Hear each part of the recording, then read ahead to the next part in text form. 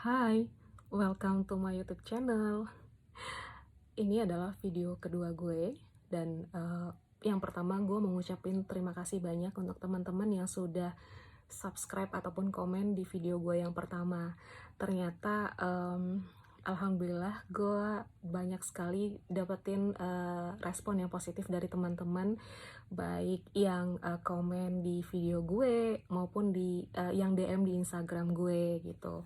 Nah, di video gue yang kedua ini, gue akan ngebahas tentang apa itu 3P. Dari belakangan ini, dari curhatan yang banyak gue terima, ternyata masih banyak teman-teman yang masih menderita GERD maupun anxiety tersebut memiliki pemahaman yang tidak sama gitu. Banyak dari teman-teman yang masih menanyakan apa sih itu 3P gitu. Nah, untuk itu di video gue yang kedua ini gue akan jelaskan secara detail apa itu 3P, kemudian seperti apa pola makan yang udah gue lewatin selama gue menderita GERD, serta seperti apa pola makan, seperti apa pola hidup gue, maupun bagaimana harusnya pola pikir seorang penderita GERD. Nah, jadi untuk teman-teman yang memang belum tahu tentang 3P, gue harapin kalian bisa menontonnya dengan baik, tanpa di skip-skip, dan kalau perlu dicatat biar di kemudian hari nanti tidak akan ada lagi pertanyaan yang sama, yang itu-itu aja. Nah, mungkin gue akan jelaskan dulu bahwa orang yang menderita GERD itu harus benar-benar menghindari makanan-makanan seperti makanan yang pedas, makanan yang bersantan, kemudian makanan yang banyak mengandung penyedap rasa ataupun mecin, makanan yang berminyak, kemudian harus menghindari juga makanan yang terbuat dari produk susu seperti keju misalnya, serta makanan-makanan yang sifatnya juga asam gitu. Pokoknya dari semua makanan-makanan yang gue sebutkan itu bener-bener harus lo hindari sama sekali gitu, karena gue pribadi waktu gue masih menderita GERD dan gue masih ngerasain sensasi yang masih parah-parahnya itu, gue bener-bener menghindari makanan tersebut selama lebih dari 1,5 tahun gitu. Nah, gue jadi inget salah satu pertanyaan dari teman yang masuk ke DM Instagram gue ketika gue sarankan untuk tidak memakan makanan pedas. Mereka menanyakan, Kak, gimana kalau misalnya makanan merica gitu? Gue bingung jawabnya gitu. Di satu sisi rasanya gue pengen bilang, woi, merica itu juga pedes sekali. Jadi pokoknya apapun makanan yang sifatnya pedes, yang entah itu sendal jepit lo kasih bon cabe, atau koyo cabe, ataupun balsem sekalipun yang rasanya pedes, itu lo harus hindari sama sekali gitu. Jadi jangan mentang-mentang gue bilang cabe atau pedes lo beranggapan bahwa merica itu tidak ngaruh sama sekali ke lambung lo gitu. Tapi ya kalau misalnya lo pengen cobain ya silahkan aja gitu. Toh juga nanti lo sendiri akan ngerasain reaksinya gimana di lambung lo gitu. Nah, gue akan mulai mungkin dengan pola makan gue, pola hidup gue ketika gue bener-bener masih ngerasain sensasi GERD. Yang akan gue jelaskan satu persatu mulai dari gue bangun tidur sampai gue tidur lagi gitu. Nah, ketika gue bangun tidur, yang gue lakukan adalah gue melakukan olahraga semampu gue, sebisa gue. Waktu itu yang gue lakukan adalah gue jalan kaki, kemudian gue sambil berjemur. Pokoknya lo bisa ngelakuin olahraga apa aja yang semampunya lo, yang bisa setidaknya bikin keringat lo bisa keluar pada saat itu gitu. Kemudian setelah gue jalan kaki, gue minum air putih hangat sebanyak mungkin. Kemudian gue jeda sekitar 15 menitan, baru setelah itu gue lanjut dengan minum air perasan jeruk gitu. Nah, untuk jeruk sendiri lo bisa cobain mulai dari entah itu jeruk nipis ataupun jeruk lemon. Tapi saran gue adalah ketika lo pertama kali mencoba untuk minum air perasan jeruk tersebut, nggak perlu banyak-banyak, lo cukup bagi jeruk tersebut menjadi 4 bagian, kemudian lo peras, lo campur dengan air hangat. Dan cara minumnya pun jangan langsung diminum gelek-gelek gitu ya, tapi harus lo seruput-seruput pelan-pelan, karena air jeruk tersebut fungsinya bisa membantu untuk mengaktifkan sel-sel saluran cerna kita di pagi hari gitu. Nah, setelah gue minum air perasan jeruk tersebut, gue lanjutkan dengan memakan buah. Dari yang gue tahu dan yang gue baca, buah yang baik untuk dimakan di pagi hari adalah buah yang mengandung banyak air. Waktu itu gue pribadi, buah yang sering gue konsumsi ketika pagi hari adalah buah pepaya gitu, atau mungkin lo bisa ganti dengan apel ataupun pisang. Pokoknya buah apapun itu lo harus kondisikan dengan perut lo masing-masing gitu, karena walaupun kita punya penyakit yang sama, tapi gue yakin setiap orang pasti punya toleransi perut yang berbeda-beda. Jadi ketika lu masih merasakan sensasi ataupun masih ngerasain GERD, lo memang harus melakukan trial dan error dalam memilih makanan gitu. Nah, setelah gue makan buah sambil menunggu makan siang, karena waktu itu gue biasanya baru akan makan berat itu ketika sudah jam 12 siang gitu. Ketika setelah lo makan buah, mungkin lo akan ngalamin rasa lapar lagi gitu. Nah, ketika lo lapar ya nggak apa-apa, lo bisa sambung lagi dengan buah yang sama, atau lo bisa pilih dengan buah yang lain gitu, sampai pada akhirnya jam 12 siang baru lo bisa mulai untuk makanan berat. Mungkin lo akan nanyain menu makanan beratnya seperti apa sih Kak gitu. Yang gue makan waktu itu adalah gue memang mengganti nasi putih dengan nasi merah gitu, karena dari yang gue tahu dan gue baca, sebenarnya nasi merah itu jauh lebih baik ketimbang nasi putih, karena nasi merah sendiri mengandung banyak serat yang sifatnya ketika lu masih mengalami banyak sensasi, lu masih sering bloating ataupun sering kembung setelah makan, si nasi merah ini akan membantu untuk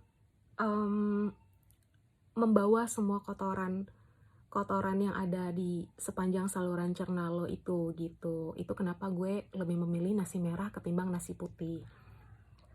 Nah, kalau untuk sayurannya sendiri seperti apa gitu, waktu itu yang gue makan, justru gue lebih banyak makan sayuran yang gue olah secara tumis. Mungkin ini bisa juga menjadi alternatif buat lo yang mungkin selama ini udah bosan banget makan sayuran yang hanya dikukus ataupun direbus. Tapi perlu dicatat bahwa yang gue lakukan pada saat menumis itu adalah dalam batas wajar ya. Jadi lo bisa gunakan minyak kelapa murni ataupun minyak zaitun yang memang bisa digunakan untuk memasak, dan lo hanya boleh menggunakan minyak tersebut sekitar 1 sendok teh aja gitu untuk menumis.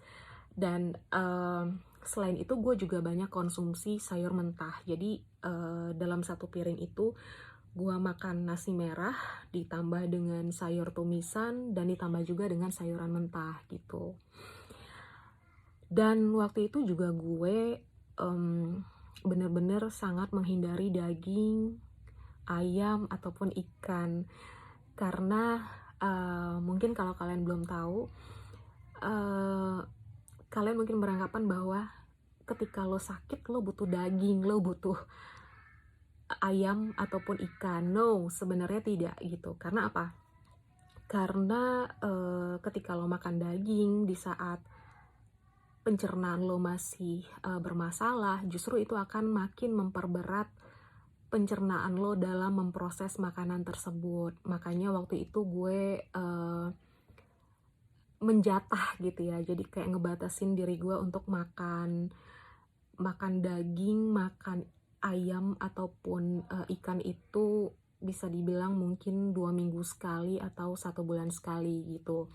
Dan ikan, daging ataupun ayam lo bisa ganti dengan protein lain, protein nabati, misalnya dari tempe mentah ataupun tahu gitu. Dan gue paham sih yang namanya orang yang masih memiliki sensasi atau masih mengalami GERD itu pasti bawaannya tuh lapar mulu gitu, pengen makan terus gitu. Dan waktu itu ketika gue habis makan siang, biasanya gue jarak antara makan siang dan sore hari itu biasanya gue isi dengan cemilan yang sifatnya lebih alami. Misalnya lo bisa makan pisang kukus, lo bisa makan ubi rebus, lo bisa makan bubur kacang hijau tanpa santan, atau lo bisa pilih alternatif makanan lain yang mungkin lebih cocok diterima oleh lambung lo gitu. Karena sekali lagi, setiap orang pasti punya daya tahan tubuh atau punya sensitivitas yang berbeda-beda pada setiap makanan. Jadi ya pinter-pinter lo aja untuk memilih makanan yang baik untuk tubuh lo gitu. Dan waktu itu juga gue selalu mengatur jam makan malam gue. Sebisa mungkin gue sudah selesai makan sekitar jam 6 sore gitu, karena sebaiknya lo harus punya waktu minimum 2 jam sebelum lo tidur gitu. Jadi lo harus jarakin antara jam makan malam dan tidur lo itu berjarak sekitar 2 jam. Karena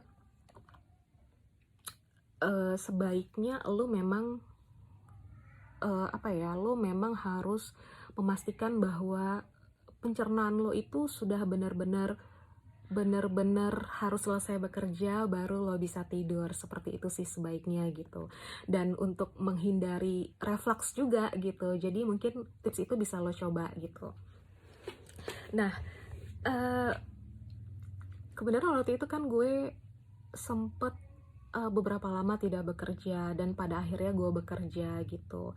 Dan terakhir kalinya gue sempat bekerja di salah satu bank yang memang mengharuskan gue pulang cukup malam gitu ya. Tapi gue punya cara, gimana caranya supaya gue mensiasati bahwa gue tetap makan malam karena gue butuh makan malam, tapi gue juga tetap punya durasi tidur yang cukup, sehingga sel-sel pencernaan gue ini bisa beregenerasi dengan baik pada saat itu.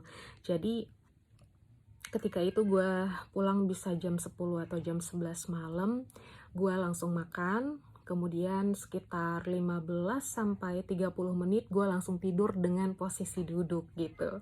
Jadi mungkin untuk lo yang mungkin masih bekerja, yang memang harus tetap bekerja walaupun masih menderita GERD, lo mungkin bisa coba cara ini gitu. Tapi usahakan supaya lo bisa tidur dengan posisi senyaman mungkin. Misalnya lo harus taruh bantal di punggung lo, atau gimana caranya supaya posisi tidur lo tetap nyaman, sehingga pada saat lo bangun pagi lo tidak akan merasakan back pain ataupun sakit pinggang gitu. Itu yang gue lakukan waktu itu gitu. Dan waktu itu memang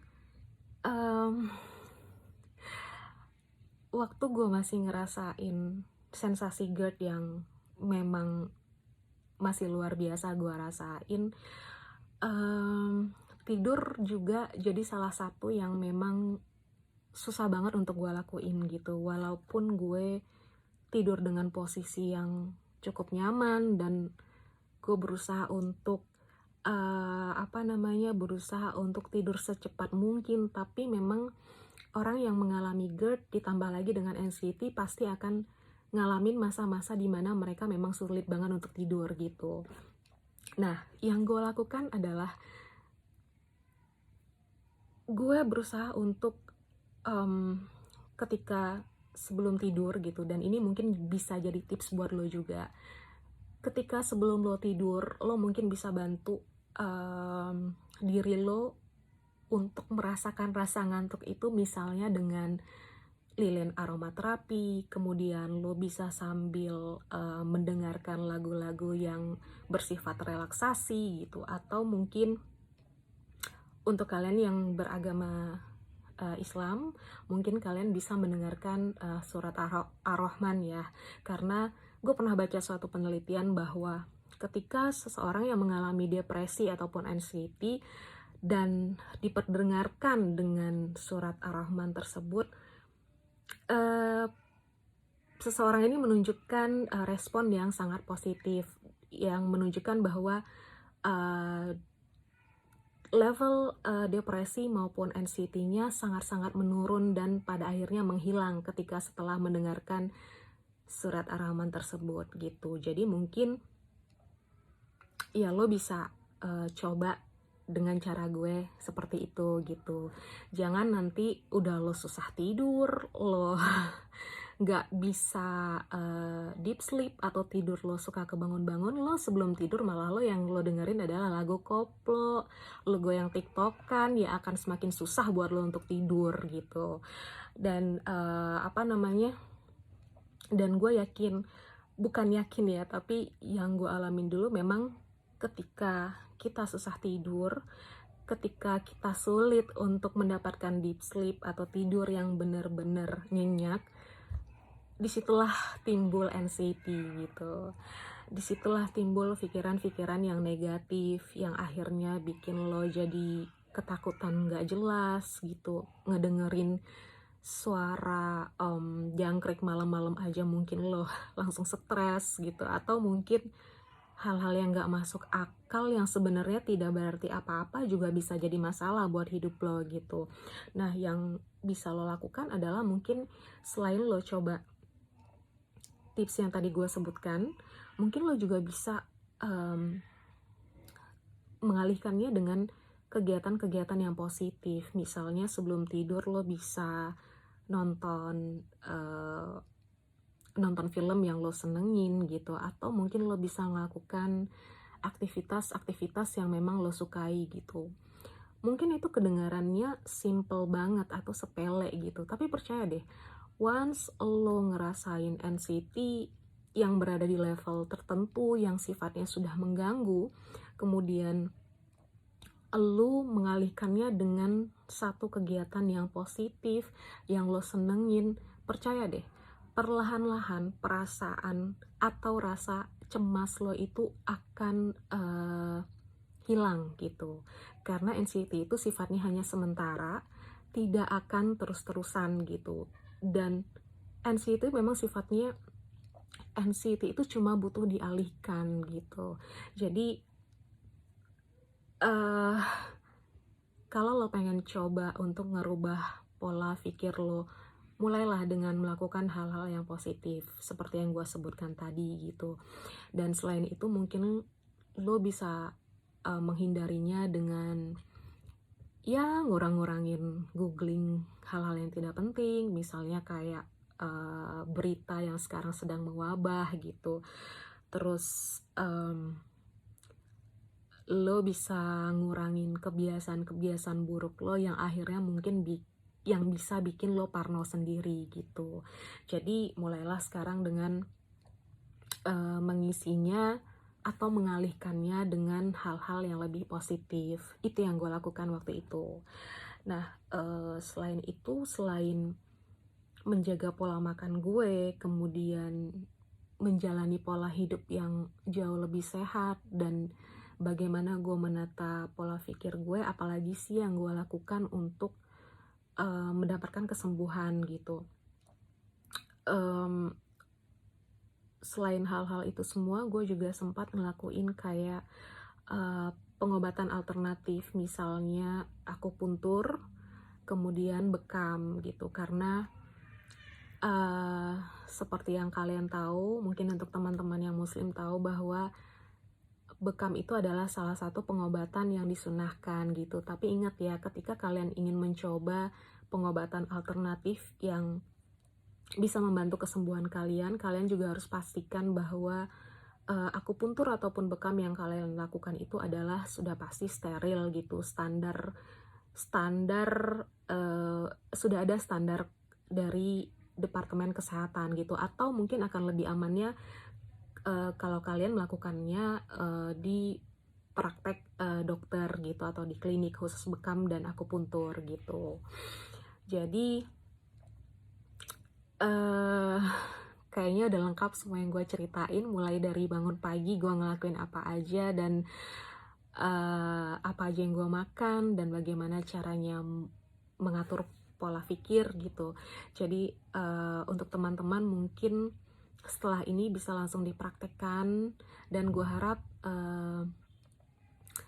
untuk teman-teman yang masih mengalami sensasi GERD ataupun anxiety yang masih tinggi-tingginya, dan yang kemarin juga sempat DM sama gue, please kalian lakukan apa yang sudah gue sarankan dan gue sampaikan gitu. Karena akan percuma kalau misalnya lu nanya ke si A, kemudian lo tanya ke si B, bahkan ketika pertanyaan lo sampai ke seorang Mario Teguh sekalipun, tapi lo tidak pernah melakukannya, akan sama aja guys, hasilnya nggak akan ada gitu. Jadi gue harap ketika lo bertanya ke orang lain, siapapun mentor lo, siapapun motivator lo harus lakukan apa yang sudah mereka sarankan gitu. Karena kalau bukan lo yang mau melakukannya, siapa lagi? Dan kalau bukan sekarang, kapan lagi lo akan sembuh gitu.